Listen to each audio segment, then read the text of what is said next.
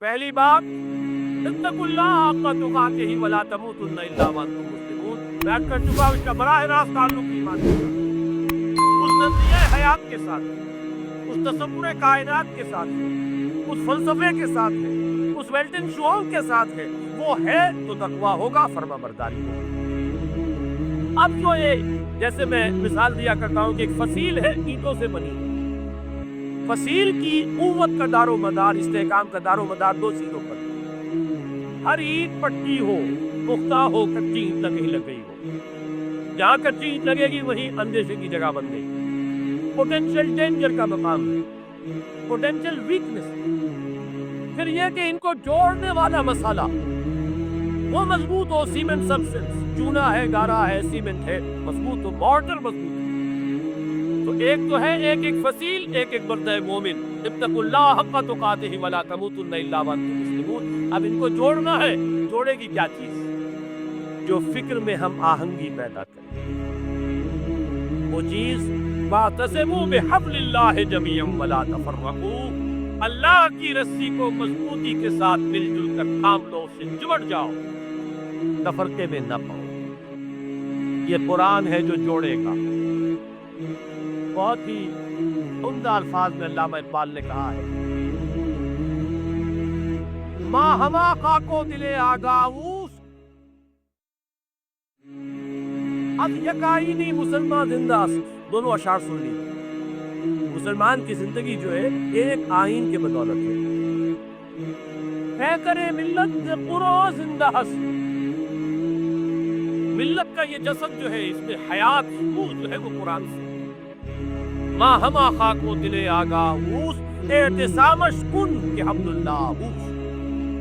ہم تو خاک کے مانند ہیں، جیسے جسد خاکی ہے، اس میں روح ہے جو حیات کا ذریعہ ہے، تو در حقیقت ماں ہما خاک و دل آگاہوس، اعتصامش کن، جسد بلی کے اندر وہی مقام جو ہے قرآن کا ہے، مضبوطی سے تھامو حبل اللہ۔ یہ ابھی گزشتہ بدھ کو جو میرا مضمون چھپا تھا، جو الہدائی کے سلسلے کی اقساط آ رہی ہیں جنگ میں، شاید نظر سے گزری ہو، وہ اسی موضوع پر تھی، واعتصموا بحبل اللہ جميعا ولا تفرقوا۔ اس کو مضبوطی سے تھامیں گے، اس سے جڑیں گے، اس سے فکری ہم آہنگی پیدا ہوگی، اس کے ساتھ اتحاد فکر و نظر وجود میں آئے گا۔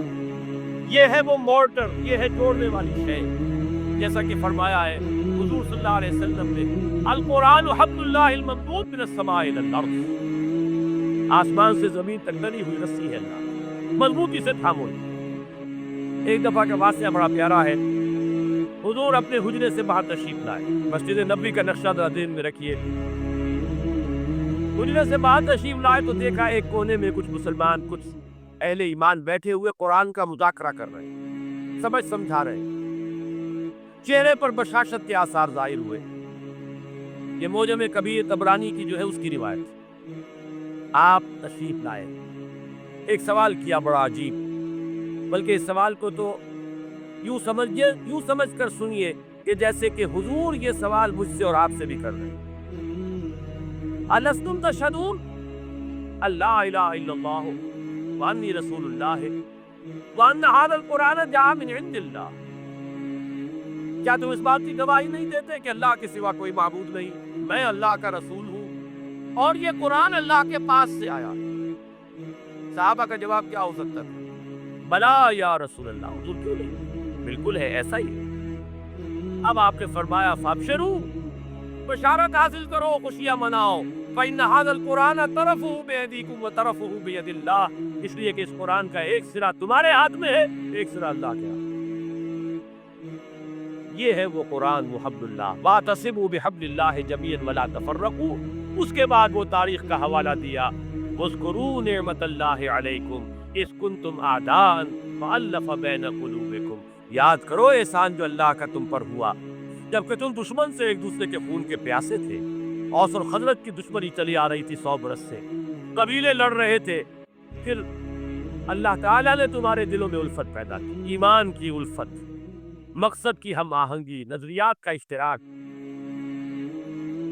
وَكُنْتُمْ عَلَىٰ شَفَا حُفَّةٍ مِّنَ النَّارِ، جب بھی ان الفاظ سے گزرتا ہوں ایسے محسوس ہوتا ہے جیسے ایک حدیث میں الفاظ آئے فِيهِ ذِكْرُكُمْ، یہ جو قرآن ہے اس میں تمہارا ذکر ہے، اور بلکہ اس سے پہلے الفاظ ہے فیہ خبر ما قبلکم ونبأ ما بعدکم وحکم ما بینکم۔ حضرت علی کی روایت ہے یہ، حضور نے فرمایا اس قرآن میں تم سے پہلوں کی خبریں بھی ہیں، تم سے بعد کے حالات کی اطلاعات بھی ہے، اور جو بھی تمہارے مابین کبھی اختلاف ہوگا اس کا حل اور فیصلہ موجود ہے۔ تو ہمارا ذکر کہاں ہے؟ کنتم علی شفا حفرۃ من النار، تم تو آگ کے گڑھے کے کنارے تک جا پہنچے تھے، فانقذکم منہا، تو اللہ نے تمہیں اس سے بچایا اور نکالا۔ آج جو حالات پاکستان کے، جس کا تھوڑا سا نقشہ میں نے کھینچا تھا، زیادہ تفصیل میں جانے کا وقت نہیں ہے، میرا جو نقطہ نظر ہے میثاق میں اس ماہ کے پڑھتے میں وہ آ چکا ہے تفصیل سے، لیکن یہ کہ ذرا بھی آنکھ کھلی ہو، شعور کی آنکھ، اور حالات کا کوئی مشاہدہ ہو رہا ہو، تو یہ بالکل رائٹنگ آن دی وال کی طرح یہ حالات سامنے موجود ہیں۔ ہم آگ کے تباہی کے گڑھے کے کنارے تک پہنچ چکے ہیں۔ اللہ بچا سکتا ہے، اسے قدرت حاصل ہے، لیکن یہ بچاؤ ہوگا اسی طور سے جس طور سے کہ اس وقت اس نے بچایا تھا، محمد الرسول اللہ کے ذریعے سے بچایا تھا صلی اللہ علیہ وسلم۔ حضور فرماتے ہیں کہ میری اور تمہاری مثال ایسی ہے کہ آگ کا ایک الاؤ ہے، تم اس میں کود پڑنا چاہتے ہو اور میں تمہارے کپڑے پکڑ پکڑ کر گھسیٹ رہا ہوں۔ اس طریقے سے اسی نسخے کو اختیار کرے گی تو بات بنائے گی۔ وَاذْكُرُوا نِعْمَةَ اللَّهِ عَلَيْكُمْ إِذْ كُنْتُمْ أَعْدَاءً فَأَلَّفَ بَيْنَ قُلُوبِكُمْ فَأَصْبَحْتُمْ بِنِعْمَتِهِ إِخْوَانًا وَكُنْتُمْ عَلَى شَفَا حُفْرَةٍ مِّنَ النَّارِ فَأَنقَذَكُم مِّنْهَا كَذَلِكَ يُبَيِّنُ اللَّهُ آيَاتِهِ لَكُمْ آيَاتِهِ لَعَلَّكُمْ تَهْتَدُونَ۔ اس طرح اللہ تمہارے لیے اپنی آیات کی تبیین کر رہا ہے، وضاحت میں بیان کر رہا ہے تاکہ تم ہدایت اخذ کر سکو، راستہ تمہیں نظر آ جائے، اس پر چل سکو۔ آخری آیت میں ہے وہ مقصد کا اشتراک، وَلْتَكُن مِّنكُمْ أُمَّةٌ يَدْعُونَ إِلَى الْخَيْرِ وَيَأْمُرُونَ بِالْمَعْرُوفِ وَيَنْهَوْنَ عَنِ الْمُنكَرِ وَأُولَٰئِكَ هُمُ الْمُفْلِحُونَ۔ اور چاہیے کہ تم سے ایک ایسی جمعیت وجود میں آئے، ایک ایسی امت وجود میں آئے۔ ویسے تو پوری امت کا کام یہی ہونا چاہیے تھا، لیکن اگر امت سو گئی ہو تو ان میں سے جو بیدار ہو جائیں، جو جاگ جائیں، وہ مل جل کر ایک امت ودن امت، پارٹی ودن پارٹی، بڑی امت میں ایک چھوٹی امت کی شکل اختیار کرے اور ان کے کام صرف دین ہو۔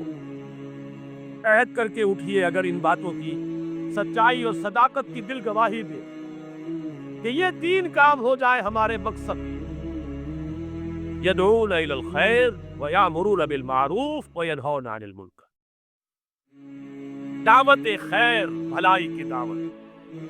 انشاءاللہ اس بدھ کو جو یہ قسط آ رہی ہے میری، اس میں اسی آیت پر گفتگو ہے، اسی لیے مجھے بڑی سہولت ہے کہ میں اس وقت اشارہ کر کے یہاں سے گزر جاؤں گا کہ آپ ذرا توجہ کے ساتھ اس بدھ کو انشاءاللہ جو آئے گی اس میں کوئی داغا نہ ہو جائے، اللہ تعالیٰ کوئی رکاوٹ اس میں اللہ کی طرف سے نہ آ جائے۔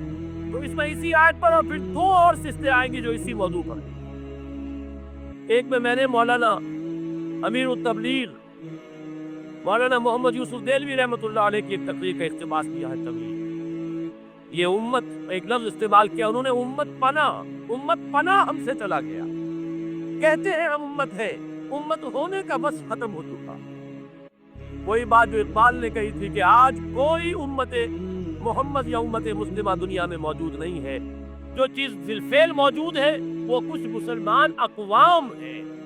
امت محمد صلی اللہ علیہ وسلم، امت مسلمہ نام سے کوئی شے موجود ہے، لیکن اسے وجود میں لانا ہے، اس کے لیے جینا، اس کے لیے مرنا۔ قل ان صلاتي ونسكي ومحياي ومماتي لله رب العالمین، یہ ہو مقصد عمل کے لیے، یہ ہو ہدف اپنی صلاحیتوں کے صرف کے لیے، یہ ہو میدان۔ دکھائیے جولانیاں اس میں، آئیے مل جل کر ایک امت بنیے، ایک اجتماعی قوت بنیے۔ اللہ کرے گا تو یہی قوت، اسی کو وسعت حاصل ہوگی، اسی سے وحدت ملے گی، اسی سے اتحاد ہوگا، اور یہ ہوگی وہ شے کہ جس کی اس وقت ہمیں سب سے زیادہ شدید ضرورت۔